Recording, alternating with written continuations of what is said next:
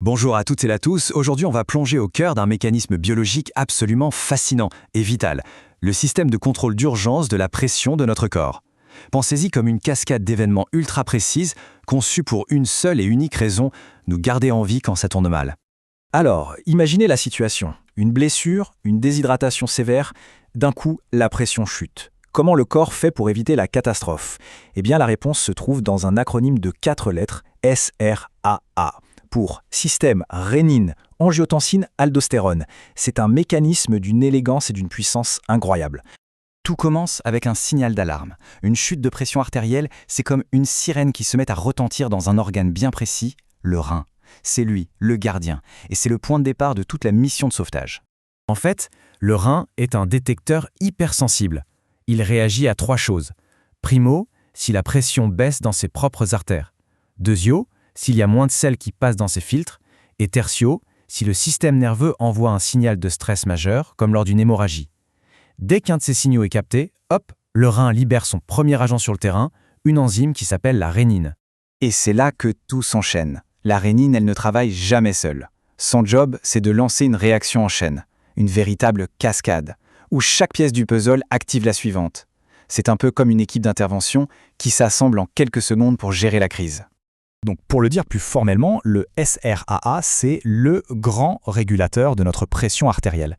Mais pas seulement, il gère aussi notre volume sanguin total et l'équilibre super important entre le sel et l'eau dans le corps. C'est vraiment le chef d'orchestre de notre équilibre interne.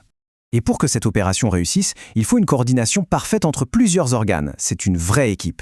Le rein, on l'a vu, c'est la sentinelle. Il lance l'alerte. Le foie, lui, il fabrique en permanence le précurseur, qui est inactif. Les poumons, eux, ils ont l'enzyme clé qui va tout activer. Et enfin, les glandes surrénales, juste au-dessus des reins, vont s'occuper de la réponse sur le long terme. Une dream team en quelque sorte. Ok, regardons la séquence en détail. La rénine trouve l'angiotensinogène du foie et le transforme en angiotensine 1. Attention, point crucial ici. Cette angiotensine 1, elle est inactive. C'est juste une étape. C'est ensuite dans les poumons qu'une enzyme appelée ECA la transforme en angiotensine 2. Et là, on change complètement de dimension. L'angiotensine 2, c'est elle l'agent actif, le boss surpuissant qui va tout orchestrer, y compris la libération de la dernière hormone, l'aldostérone. Une fois que l'angiotensine 2 est activée, on peut la voir comme le commandant des opérations sur le terrain, elle ne perd pas une seule seconde. Elle lance une contre-attaque sur plusieurs fronts en même temps pour faire remonter la pression, et ce, de façon quasi instantanée. Sa toute première action, c'est la manière forte, la vasoconstriction. En gros, elle contracte très puissamment tous les petits vaisseaux sanguins du corps. C'est un effet purement mécanique. On réduit le diamètre des tuyaux, donc la pression à l'intérieur augmente direct. C'est exactement comme quand on pince un tuyau d'arrosage pour que le jet soit plus puissant. Mais ce n'est pas tout. Cette molécule, c'est un vrai couteau suisse. En plus de serrer les vaisseaux, elle ordonne aux glandes surrénales de produire l'aldostérone. Elle agit sur le cerveau pour libérer une autre hormone, l'ADH, qui empêche de perdre de l'eau, et elle va même jusqu'à stimuler directement les zones du cerveau qui nous donnent soif. Toutes ces actions n'ont qu'un seul but, augmenter le volume de sang et donc la pression. Si l'angiotensine 2, c'est l'équipe d'intervention rapide, l'aldostérone, c'est plutôt l'experte en logistique. Son rôle à elle, c'est de s'assurer que la hausse de pression n'est pas juste un petit pic de quelques minutes, mais qu'elle est bien maintenue sur la durée, pendant des heures, et même des jours s'il le faut. Son mécanisme est super malin. L'aldostérone va dire au rein « Stop, ne jetez plus le sodium, récupérez-le ». Et en biologie, il y a une règle d'or. L'eau suit le sel. Donc en retenant le sodium, le corps retient automatiquement l'eau. Résultat, le volume de sang augmente, et la pression se stabilise à long terme. Le petit défaut secondaire, c'est que ce processus pousse le corps à éliminer plus de potassium en échange. On voit bien ici que la réponse est parfaitement étagée dans le temps. En quelques secondes, on a la vasoconstriction due à l'angiotensine 2, puis en quelques minutes, la rétention d'eau par l'ADH prend le relais, et enfin, sur des heures et des jours, c'est le travail de fond de l'aldostérone qui stabilise la situation. C'est une stratégie à plusieurs vitesses, vraiment bien pensée. Bon, ce système est clairement un sauveur dans les situations d'urgence. Mais que se passe-t-il quand ce mécanisme de crise devient chronique, quand il s'active en permanence, sans aucune raison valable? Eh bien, c'est là que le sauveur peut devenir un vrai problème.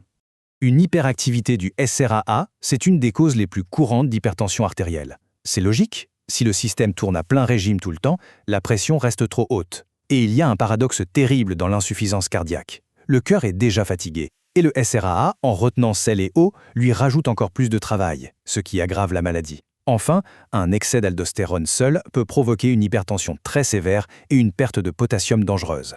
Heureusement, en comprenant si bien cette cascade, la pharmacologie a pu développer des moyens de pirater ce code biologique quand il s'emballe. Les médicaments d'aujourd'hui sont capables de cibler très précisément les différentes étapes de ce processus. Il y a 2 grandes stratégies. D'un côté, les IEC, les inhibiteurs de l'enzyme de conversion.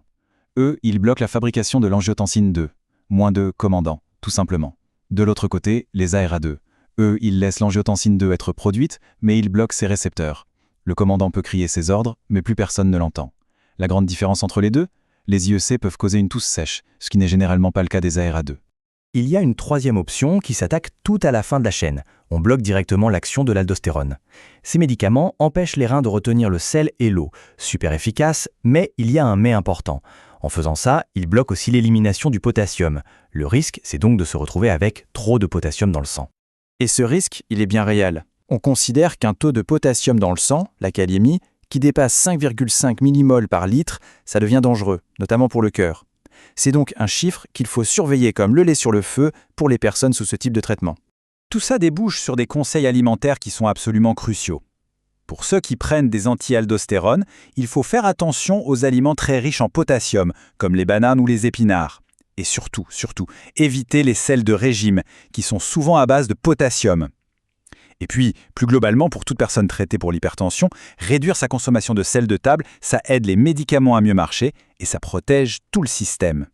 Pour conclure, le SRAA est un exemple magnifique de la complexité et de l'intelligence de notre corps.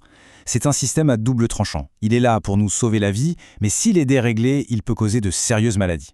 La question qui reste, c'est donc celle-ci. Au-delà des médicaments, comment est-ce que nos choix de tous les jours, notamment dans notre assiette, peuvent nous aider à vivre en harmonie avec ce puissant régulateur interne ? Voilà, merci beaucoup pour votre écoute.